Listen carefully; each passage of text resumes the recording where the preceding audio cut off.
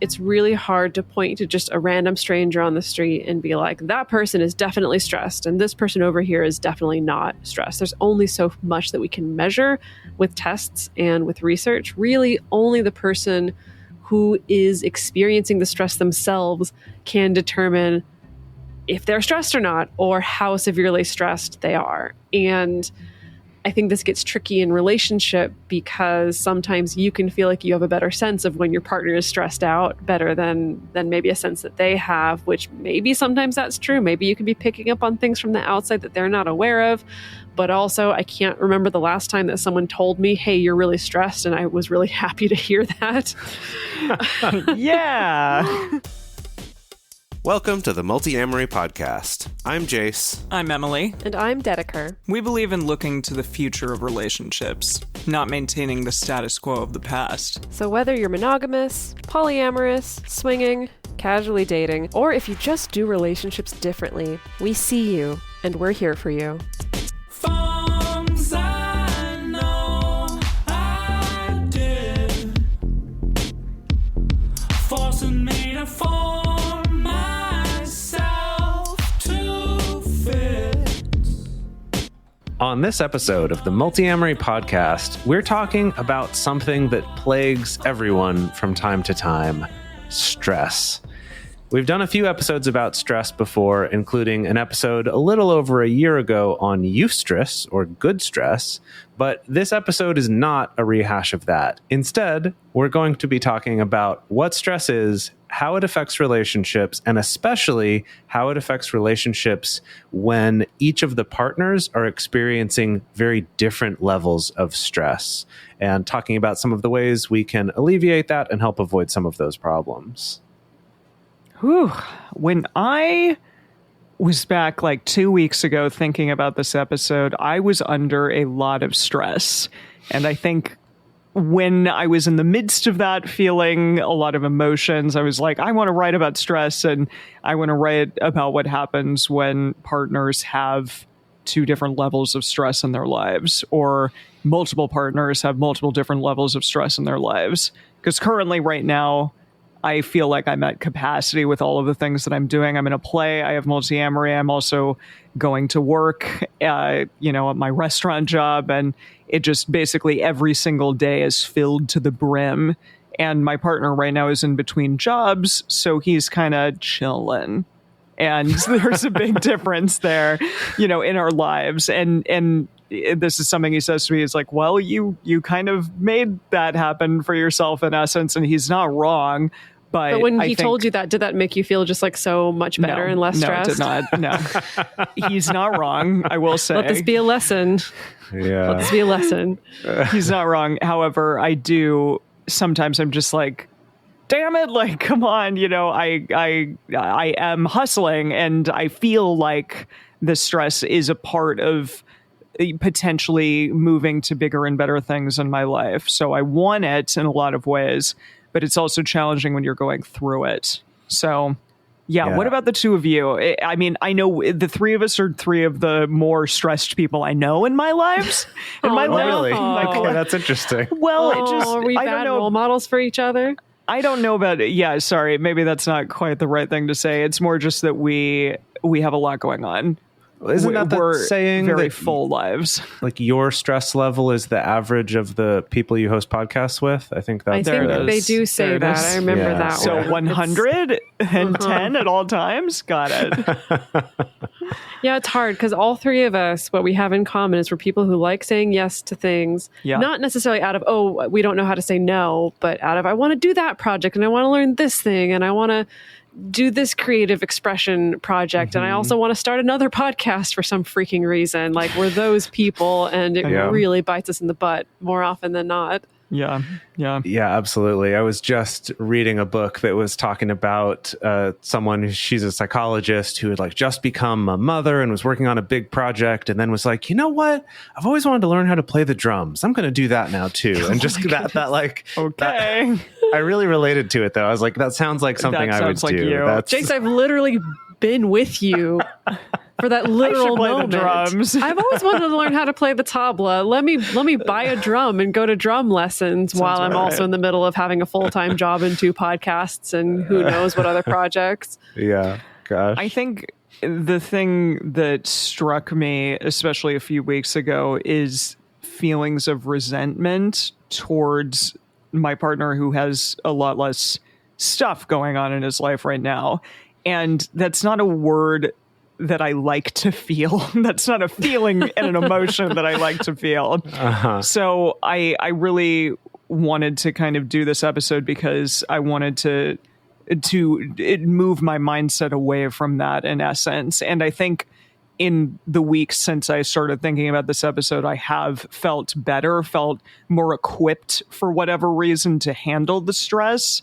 But when it happens, especially kind of all at once, I think at the beginning, and we're sort of moving past the pandemic more to doing things. And I think like we haven't necessarily had as much stress in our lives because we've had a little bit of downtime in some ways, not as many maybe obligations out in the world. Or like we've had a different type of stress for the last 2 years. And now it's like, how do I deal with this other kind of stress again? Yeah, I don't know. It can take a lot of different shapes depending on what's been going on. Because it's not that it hasn't been a stressful time. But it is different. You're right. It's a different kind of stress than I used to have of just going out and doing too many things or taking on too many projects or having too many commitments. Instead, it was like I have no commitments, but then also I'm doing more work or, there's all sorts of weird ways that could look. Let's lay down a baseline of what stress even is. Again, we've covered this on some previous episodes, but just as a refresher, reminder that stress is a normal human reaction. Our bodies are designed to get stressed and to react to it. And if anything, stressing out our bodies a little bit could actually be good for it. When you exercise or dance or even have sex, that is stressing your body out and your body's reacting to it. Yeah. Yes. Yeah. Stress helps your body adjust to new situations. It's a problem when your body is staying in a state of stress even during rest periods or downtime. So, what's going on in your body when you're having a stress response? Basically, we experience the physical symptoms. It could be aches and pains. You could feel your heart rate elevating. You could feel trouble sleeping, have headaches. For some people, it's high blood pressure, muscle tension, jaw clenching. And some people, it shows up as stomach or digestive problems having sex, having a weakened immune system. That's just on the physical side. For other people, it can show up also as emotional and mental symptoms. So feelings of anxiety, irritability, depression, panic attacks, or sadness. The important thing to remember, though, is that stress is subjective. It's really hard to point to just a random stranger on the street and be like, that person is definitely stressed and this person over here is definitely not stressed. There's only so much that we can measure with tests and with research. Really, only the person who is experiencing the stress themselves can determine if they're stressed or not, or how severely stressed they are. And I think this gets tricky in relationship because sometimes you can feel like you have a better sense of when your partner is stressed out better than maybe a sense that they have, which maybe sometimes that's true. Maybe you can be picking up on things from the outside that they're not aware of. But also, I can't remember the last time that someone told me, hey, you're really stressed. And I was really happy to hear that. Yeah. Wow, I'm so glad you made that observation. Yeah, thank you for doing that. Also, we'll touch on this more later in the episode. So much of our stress is based in our perceptions, and our perceptions are subjective. And that's not only perceptions of our own stress or how often we happen to be stressed or not stressed, but also perceptions of our partner's stress. So sometimes we can do this weird dance in relationship where we can really tune in to, I think there may be a disproportionate amount of stress. So that can result in a number of different weird reactions. So we can become avoidant of talking about our own stress if we feel like, in comparison to my partner is going through some really tough times. And so whatever stress I feel is trivial. So I'm not even going to bring it up, which maybe is sustainable for a little while, but maybe is actually a bottling up response that's going to bubble over at some point. Or on the opposite side, we can get really dismissive if we feel like, oh my goodness, the stress that my partner is going through right now is nothing compared to what I am going through constantly. And so we can be really dismissive or belittling of a partner's stress as well. So yeah, stress has very real effects, but then our interpretation of it can be very subjective. And we'll get into this a little bit more later too, when we come back to Emily's example of, and we can even do that to ourselves, of I'm feeling really stressed, but this is my own fault because I took on this project. So I guess I can't expect any support for it. Like we can do that to ourselves too, right? In addition to someone else telling us that, or that I'm feeling really stressed. And then your partner could say, oh, but I've got this going on too. And maybe a third party would say, oh yeah, that sounds just as stressful. But they might be experiencing less stress or more stress than you. That it is, again, it's really important to remember that it's subjective and that your experience is valid, whatever that is. And it's not just this kind of, well, logically, you have less stress, so therefore you shouldn't complain on either side, right? We just wanted to point out the difference between chronic stress and acute stress, because they are different. And acute stress will happen in situations like you almost get hit by a car, for example, which happened to me a couple weeks ago. Or, yeah, I was fine, but I definitely almost did get hit by somebody who didn't see me in my tiny Fiat. And then also something like I left my passport in a cab in Shanghai right before I had to board a plane. That was a huge amount of acute stress, but it occurred, it might have lasted for the number of hours that whole situation was happening, but then it goes away after a while. So again, you can have those, heart palpitations, shortness of breath, feeling lightheaded, things along those lines. But this is the kind of stress that the body and the nervous system are equipped to handle. It's normal stress. It's understandable stress. Yeah. And I would even say that it's important to say that isn't just those kind of accidental disaster type situations like Emily mentioned that are super acute.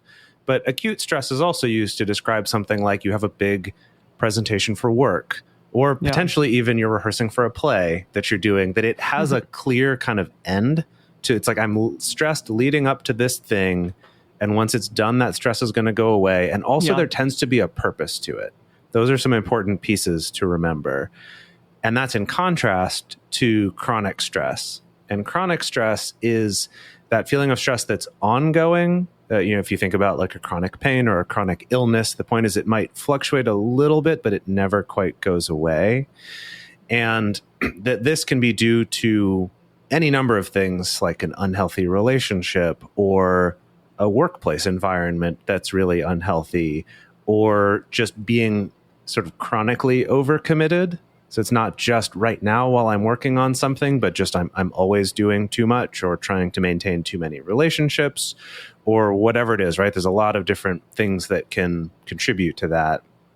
It can also be brought on by things that are more out of your control, like the stress of poverty or health challenges or, racism or discrimination because of your relationship style or your sexual orientation, or right. There's all sorts of different ways this can come up. And if it's hitting this level of being a high enough sustained amount of stress for a longer period of time, that's where we get into what our bodies don't handle very well and that cause these more serious, like quite serious actually, health problems, isolation, emotional withdrawal, low energy, actual physical aches and pains, that suppressed immune system that we mentioned earlier, trouble sleeping, trouble staying focused, being irritable, not being able to eat, all sorts of stuff. It's actually, higher risk of heart attack. There's all sorts of negative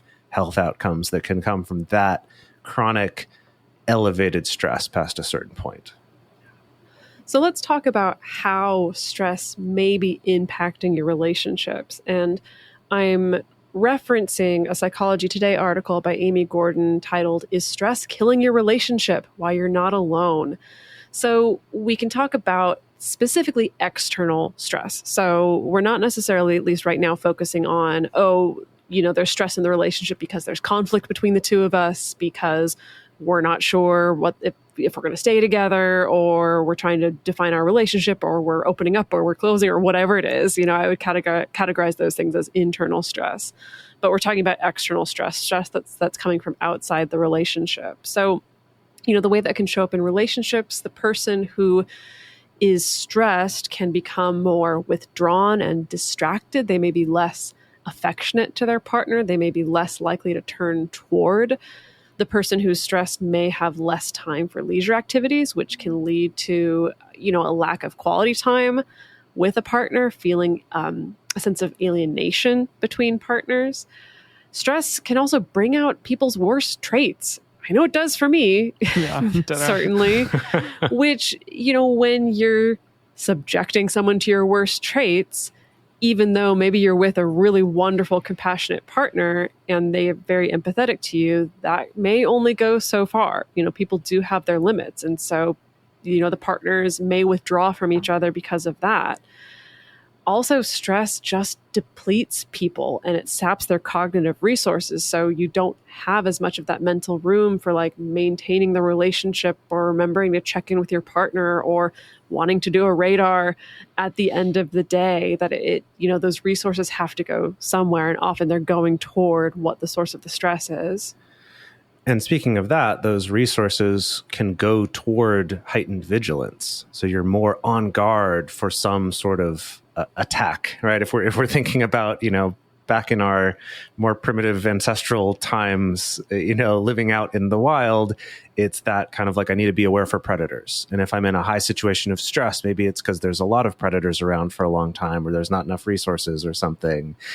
And instead, in our relationships in modern day, that shows up as, I'm looking for you to do something wrong. I'm going to be more sensitive to you making a mistake, or maybe doing something I don't know if I trust you, kind of looking for more negative things, more focused on the negative. And then part of that too is making us more irritable and hostile, like we mentioned. So more likely to take some little thing and turn that into a fight, turn that into a more active conflict with your partner.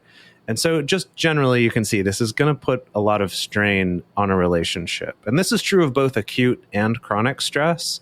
But chronic is where it really starts to become a problem, because it's you can only sort of skate by on that for so long. So the thing that I really was interested in regarding this whole episode was what happens when there's a big stress disparity between partners. When one partner, or maybe a couple partners, are doing fine, having a nice time, not very stressed out, happy with their life, whatever. And then one partner is extremely stressed and going through it really for perhaps a long period of time or an acute period of time. And I wanted to kind of focus on that today. So we looked at some research regarding this. Now, this is from an article by Kira Newman in Greater Good, which is from Berkeley. And it's titled, Could Stress Be Causing Your Relationship Problems? Probably might be. Yeah, can you imagine the answer to that? They're no, it's not. Actually, it might not be. Exactly. The American Institute of Stress, that's a thing out there. They did a 2014 survey, and this survey showed that more than a quarter of people surveyed felt alienated from a friend or family member because of stress, and over half had fought with people close to them because of stress. And that makes sense. I mean, I think that is a really intrinsic part of stress sometimes, is that it feels isolating. And you feel as though I'm the only one who's dealing with this right now. I'm very alone in my feelings. And so it kind of alienates you from your partners or your loved ones or anything along those lines. It also just stress impacts relationships in a variety of ways, because a stressed partner may feel like they're failing to get the support that they need. And like I said, they feel ignored, they feel isolated. Or if both partners are feeling super stressed because they might be juggling really intense work schedules, and also things like parenthood or caring for an ill, family member, something along those lines, that isolation and that feeling ignored, it might happen even more so. Because again, both partners or multiple partners aren't able to spend the time that maybe they want to make the relationship a happier, more livable place for both of them. An interesting thing that this article talked about is that researchers are beginning to look into and understand that intense fight or flight response, it isn't the only natural response to stress, that instead also stress hormones can really activate our brain systems for caregiving, cooperation, and compassion. So this idea that like this thing that is constantly potentially harming our relationships or harming the way in which we interact with those people close to us, that instead of it making like being a bad thing, I guess, it can instead instill compassion and offer a place for support. I like that idea of flipping it on its head a bit. Yeah, I've heard that referred to as the tend and befriend response to stress or to a traumatic situation. It does make me wonder if in, people like us who live in these more individualistic cultures, if part of why we think, oh, fight or flight, that's the response to it, might be something that is just kind of encouraged by our culture, and that we're less likely to go for that option of, oh, actually, this is going to bring out my cooperation side. I know that often in a stressful situation, in the times when I do feel like I'm able to be, I don't know what, like aware enough to ask for specific help of, you know what, it would really help me if you could do this, or even just like, hey, would it be all right if you took care of this while I do this other thing? That sometimes that can drastically lower my stress level. I actually just experienced this earlier today with a coworker. And it was that thing of like, it just kind of happened in the moment, but I hadn't even thought, oh, that's a way that I could help manage some of this stress, is getting some support with it. And I'm like, that would have been a great thing to have been on my mind sooner in that process.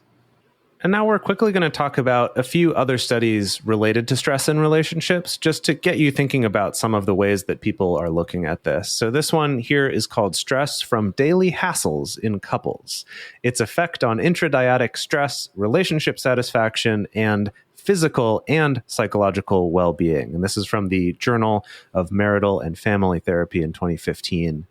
In this one, they surveyed 100 heterosexual couples in Switzerland about their stress over the past year.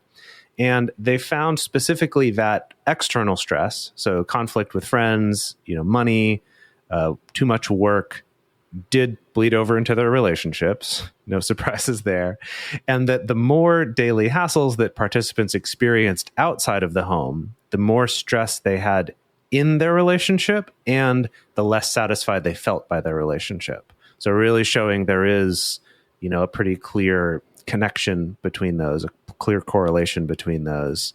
And then also this quote here, they said that women's external stress was particularly detrimental, linked not only to their own relationship stress and dissatisfaction, but also to the relationship stress and dissatisfaction of their male partners. I think that's really interesting. It kind of like perpetuates this idea that's out there that like men only have emotional support from their female partners. And so if a woman has a lot of stress going on in her life, then she's less equipped to deal with somebody else's stress as well. Or like her partner's I'd love to see that stress. study to look into that. And, I'm just, that's some conjecture there, but I just, that made me think that immediately. I was like, could certainly I be wonder if something that's there. why. Yeah. So the same team actually also published an article in PubMed in 2015 called Effects of Stress on the Social Support Provided by Men and Women in Intimate Relationships. It's like you set me up for that one, Emily. I did. There it is. Yeah. So for this one, they observed 198 young heterosexual couples living in Switzerland to see how they would support each other under stress. And this is how they did it. Oh, God. So first, they would put each person through a stressful task. So this is specifically called the Trier Social Stress Test, which involves a mock interview and then a math test where participants were being criticized for their performance while they were being tested. It is my like literal worst nightmare. Yes, that sounds like hell on earth. Literal hell My on earth. goodness. Jeez. So they Now, put I'm them sure through. it was I'm sure it was more clinical than this, but in my imagination, it's just someone like heckling them, be like, "You sucked at that one, totally wrong, idiot." Yeah. You know, it's like more that. Yeah, which I'm like, yes, I am. I do. I know. That's what happened. Can you imagine being the one on the research team who has to be the criticizer? I imagine there's Maybe they probably had some fun. people. Oh yeah, I'm sure some people super cut out for that job, right? Yeah, Finally. 100%. I was born for this. Yes. Oh God, horrible. Okay, so they put them through that task and then they observed their conversation for 8 minutes. And then that's how they got their data from. And so these were the results. They found that both men and women were extremely supportive in all situations except for one. So the one situation where they were not really supportive was when both partners were stressed out by the situation and the women expressed lots of emotion. The men were significantly less supportive. So as in, like when the women would express things like, "Oh my God, I'm a total wreck," or "Oh my God, they must think that I'm a complete idiot," they would be met with fewer hugs, less empathy, and more hostility, ambivalence, or dismissiveness from the men. Hoo-wee. What a time that must have been. What a time. So yeah. And when the men hadn't gone through this horrible math test, so they were not put in the stressful situation, they weren't stressed, or when their partners, instead of expressing more emotional language, were using more matter-of-fact language. So the example they gave here is their partner expressed, "Oh, I had to do math." Then men's supportiveness was comparable to the women's. And so here's a direct quote. "Something about the particular combination of feeling stressed and being confronted with their partner's negative emotion seemed to be too much for the men to handle." And that right there, that just like unlocked so many things that I now understand about my last relationship. Mind blown, not necessarily in a good way. Oh dear.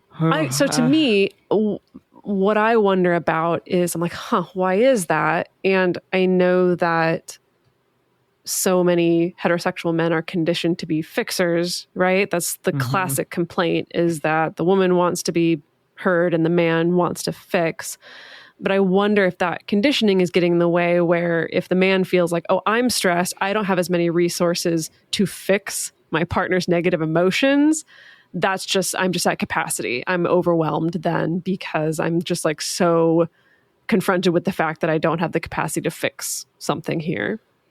I would say maybe related, but another hypothesis might be, if for these heterosexual men, if their partner's emotions, like her expressing her emotions, was already a source of stress for him because he doesn't know how to handle them, maybe because he wants to fix them, like you said, maybe it's related to that. But if her emotions are already a thing of stress for him, when they've both been in a stressful situation and now it's like she's adding another stress, that might take away from his ability to feel like he could support that. Instead, it's like, I want to run away because I was just stressed and now I'm being stressed again. Again, none of this is a good excuse, but we need to work on redefining some of the ways we think about our relationships and our emotions and our gender roles and things like that.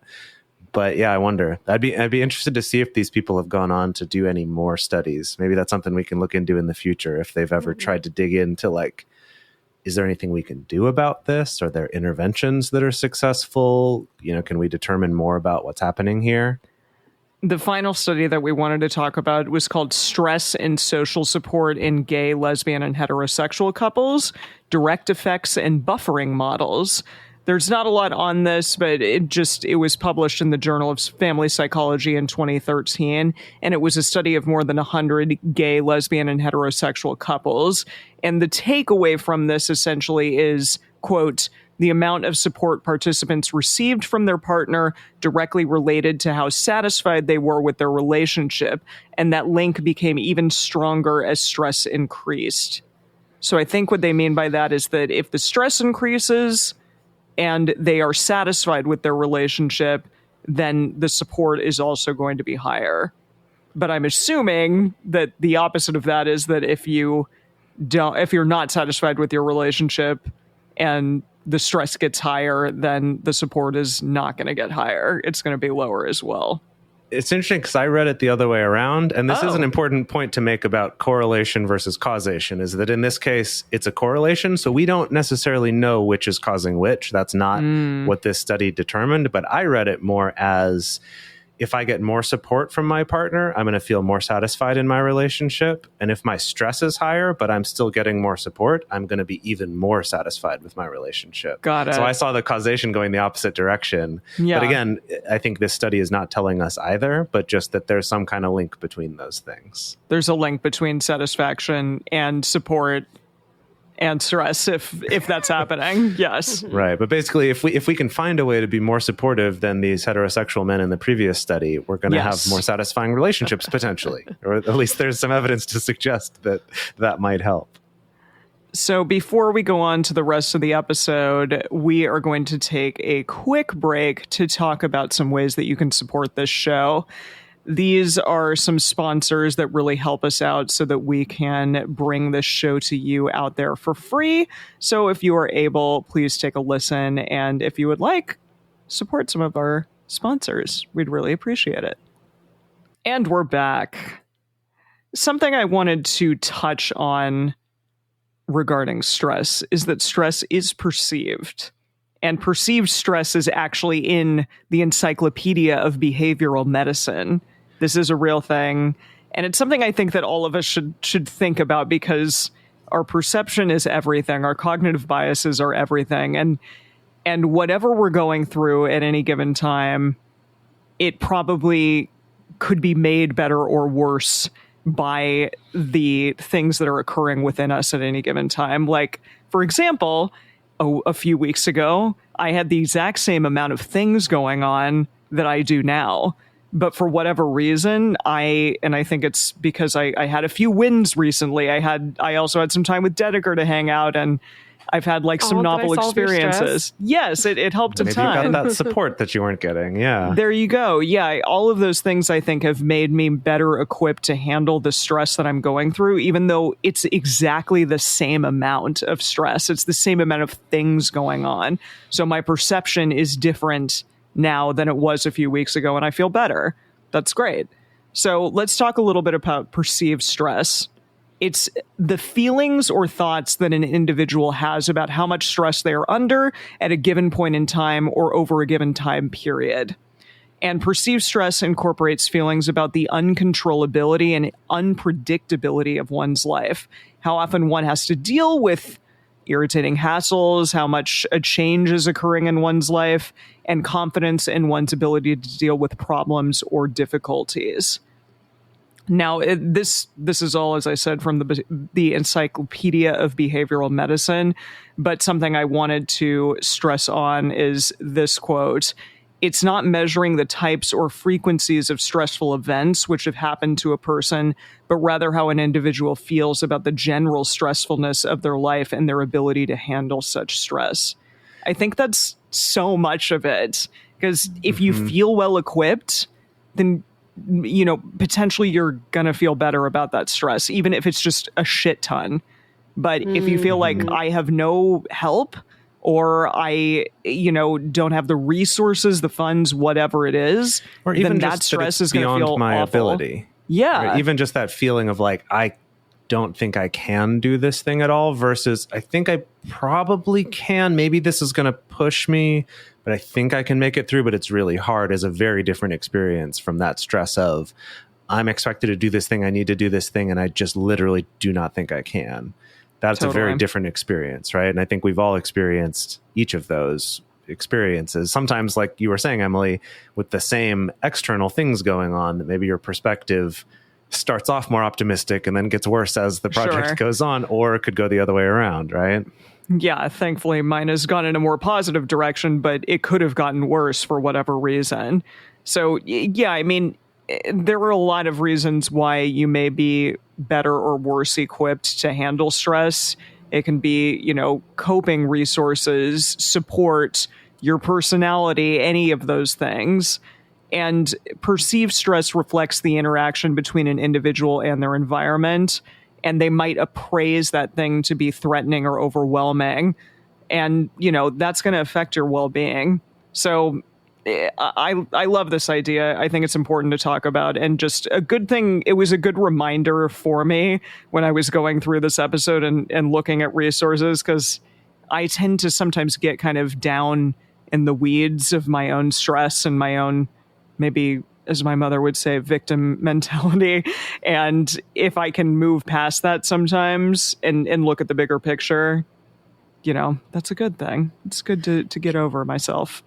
It makes me think of neuroplasticity, because I think that can go in both ways, in a positive way. I think about my own life experiences, the times when I think about being more stressed than I ever have been, sometimes learning that lesson of, gosh, when I thought that I hit the limits of my ability or my resources, actually I could go a lot further. And I really broke through something that I didn't think that I could break through before. And that was good.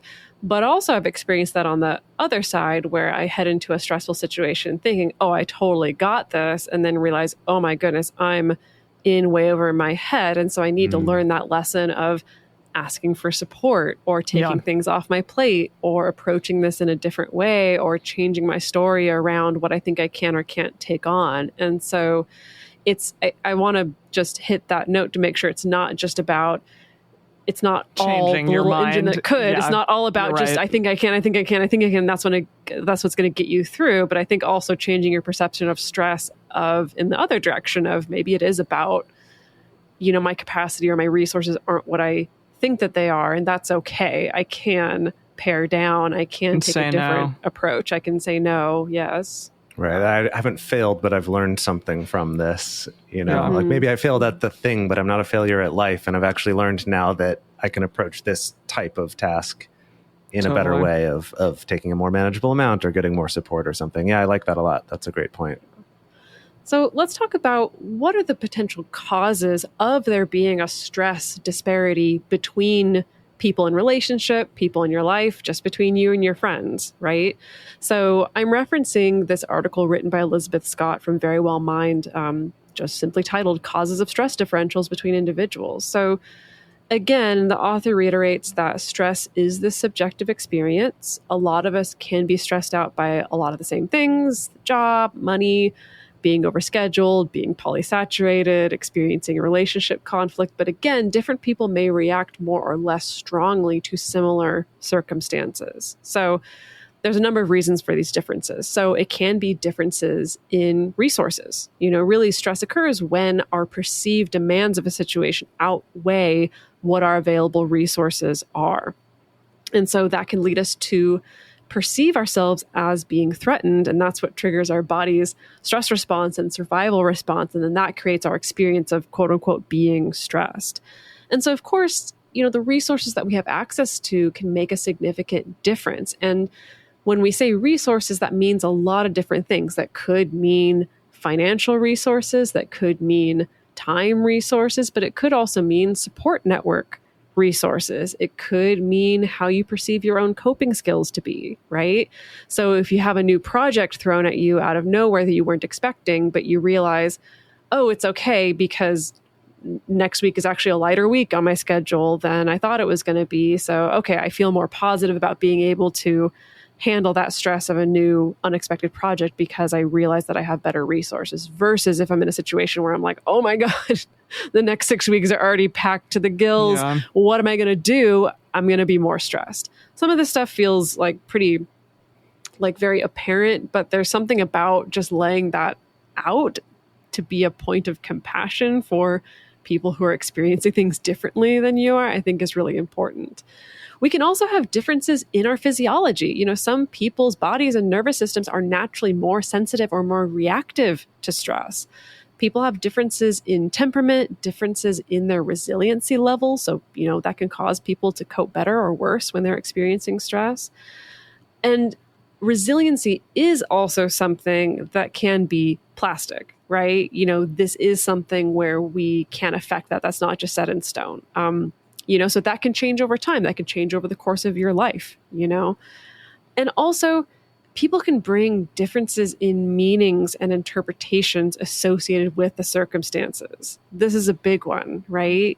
This is like the foundation of cognitive behavioral therapy, which is this idea that our feelings and our behaviors and our thoughts are all linked together. And so if we can change one part of that pattern, we can change the rest of them, right? This makes me think of our individual feelings of empowerment or lack of empowerment, right? You know, if we feel like a locus of control that's more centered on ourselves, that can make a situation feel less threatening than if we feel like we're completely out of control and we have no choice here. You know, then I think it makes it easier for there to be a pathway to thinking of a stressful situation as a challenge to rise to meet, as opposed to a threat that can be really damaging to myself or to my well-being or to my life. And so ultimately, to the best of your ability, the way that you look at life or look at a situation can prevent or mitigate stress.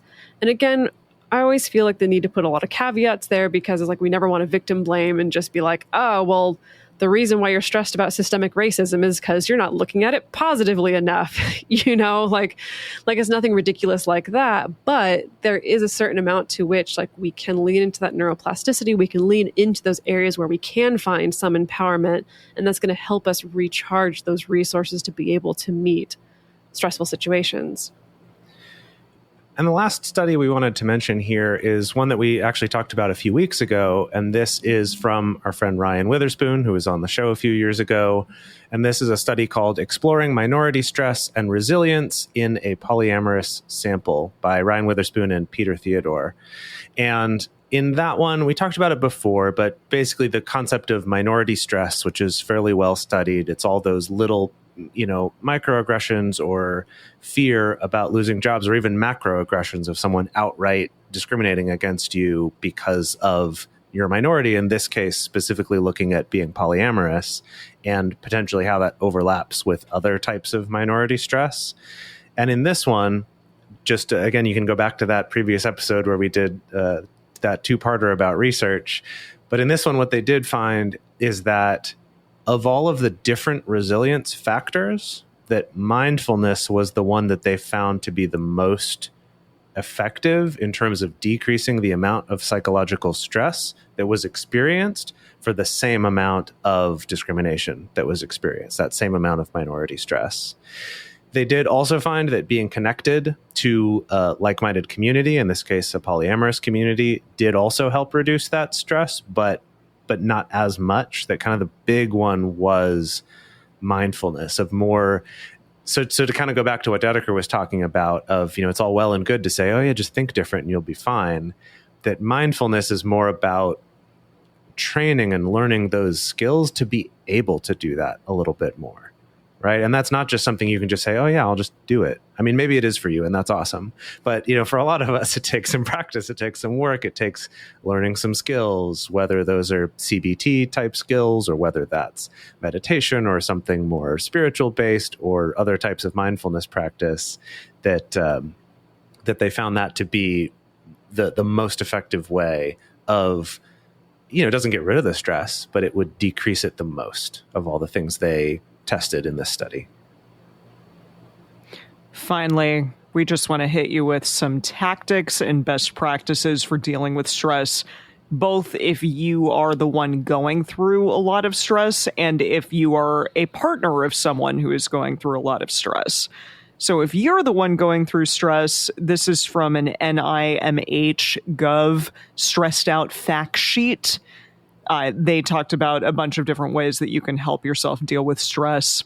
The first one is journal. That's one of Jase's favorites. I do love encouraging journaling. For me, it just helps getting it so it's not just in my head, but it's out on paper. And I can kind of let it go a little more that way. I like that. Also, download an app that provides relaxation exercises or tips for practicing mindfulness. We have a couple that sponsor us. Calm, even Dipsy has some nice soundscapes, stuff like that. You can find a lot on YouTube for free too. Absolutely. Yeah, there's some great options out there. Things like exercise and eating healthy, regular meals. Also sticking to a better sleep routine. I just started sleeping better because I'm not letting my cats wake me up at 4 a.m. every day. Wow, and that's great. Yes, I'm kicking them out and putting up the baby gate, and it's like, Oh, no, you are not good. allowed. And it's great, yeah, because I'm actually sleeping through the night as opposed to getting woken up at a really horrendous hour. Yeah. Also, avoid drinking things like excess caffeine way too late in the day. And then identify and challenge your negative and unhelpful thoughts. This is a big one for me also, that if I can try to identify things that are causing me stress and try to stay away from them. That's one way. You know, that's not always going to be something that you can do. But if you know that, for instance, not getting enough sleep is going to cause you a lot of stress, then try to figure out ways to get more sleep. Put away the phone, you know, an hour before bed, stuff like that, so that you're not having all that blue light in your face. Or Also, even, yeah. Sorry, I mean, just even the very difficult decision of maybe there's a certain amount of stress in my life that there's nothing I can really do about it. You know, maybe I can work on mindfulness, but it's just here, right? Mm-hmm. But then maybe there are some other areas of stress that you could have some control over, like a friend or a relationship that's actually causing more stress than it's relieving. And that's a hard thing to look at.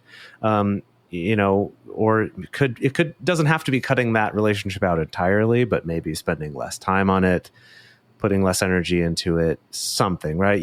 Or Absolutely. I've even found for me, certain video games raise my stress level.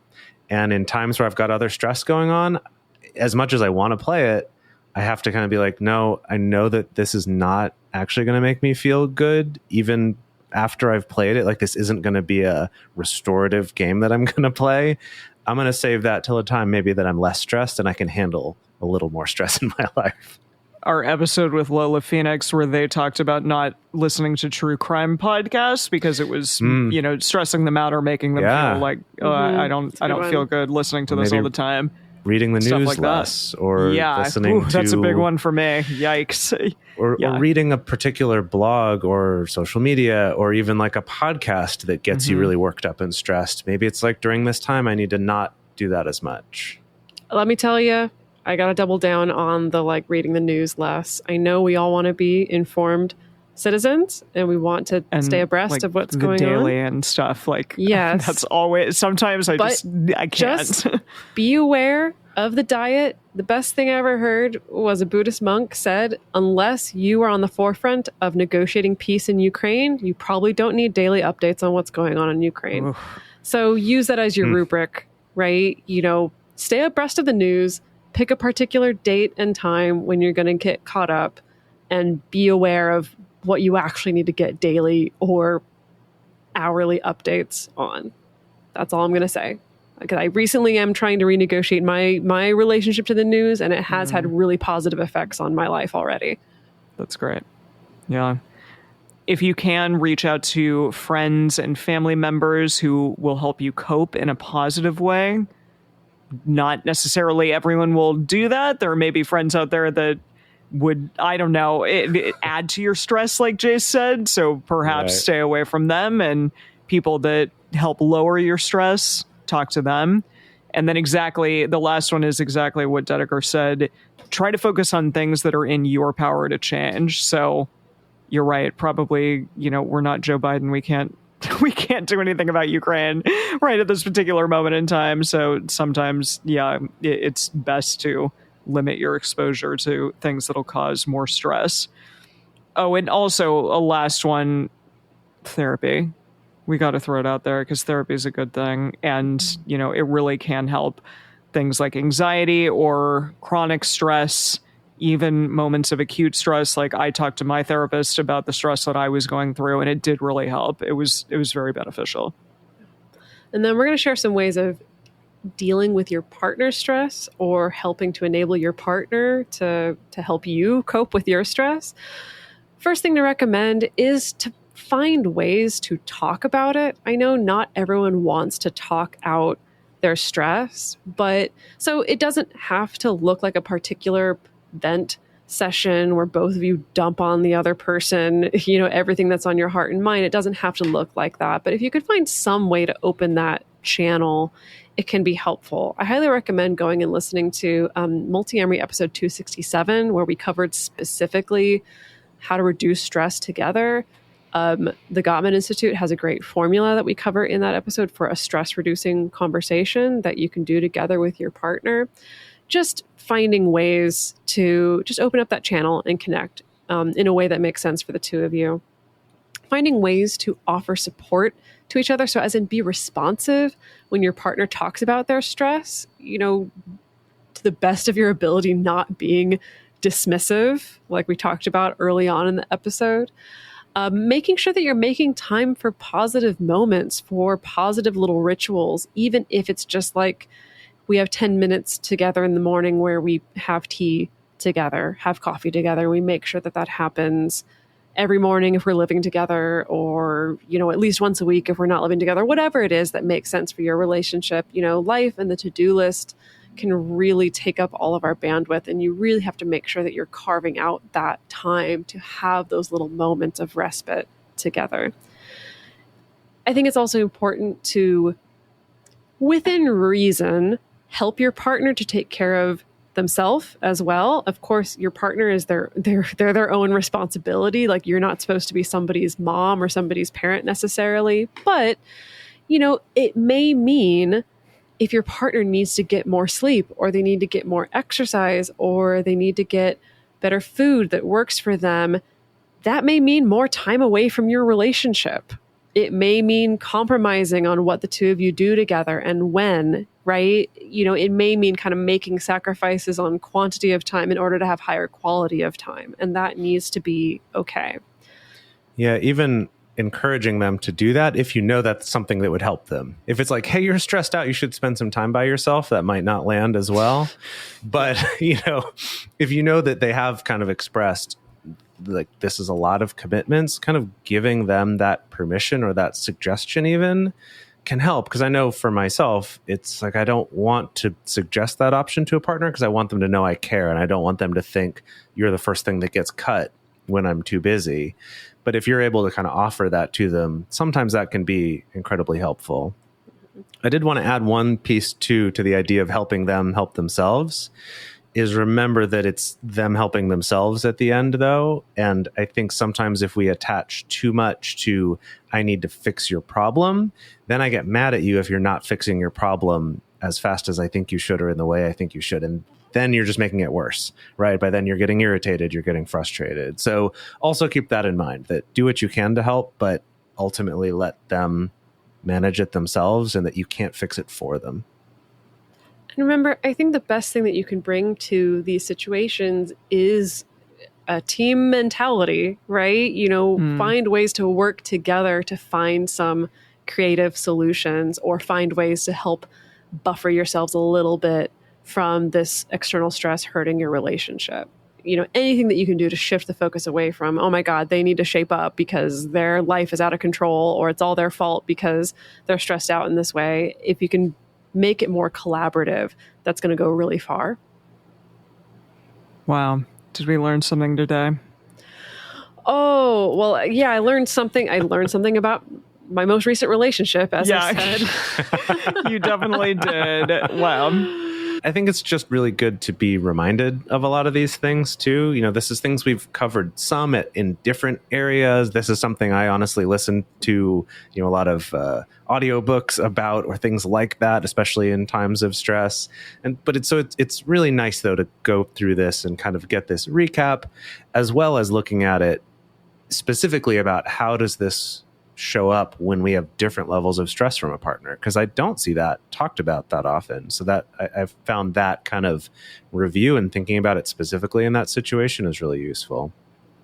Yeah, I think if you see your partner having a tough time, reach out, do as much as you can, because I think it'll go a long way. And like some of those studies said, maybe it'll increase relationship satisfaction. So who knows? That would be a good thing. Alrighty, everyone. Well, we would love to know this week, what makes you stressed and how do you deal with it?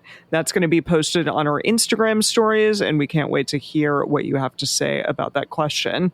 And the best place to share your thoughts with other listeners is on the episode discussion channel in our Discord server, or you can post in our private Facebook group.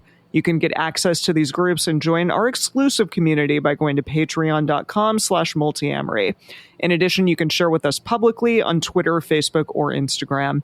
Multiamory is created and produced by Jase, Lindgren, Dedeker, Winston, and me, Emily Matlack. Our episodes are edited by Mauricio Balvanera. This episode was researched by M. Mays. Our production assistants are Rachel Shennework and Carson Collins. Our theme song is Forms I Know I Did by Josh and Anand from the Fractal Cave EP. The full transcript is available on this episode's page on multiamory.com.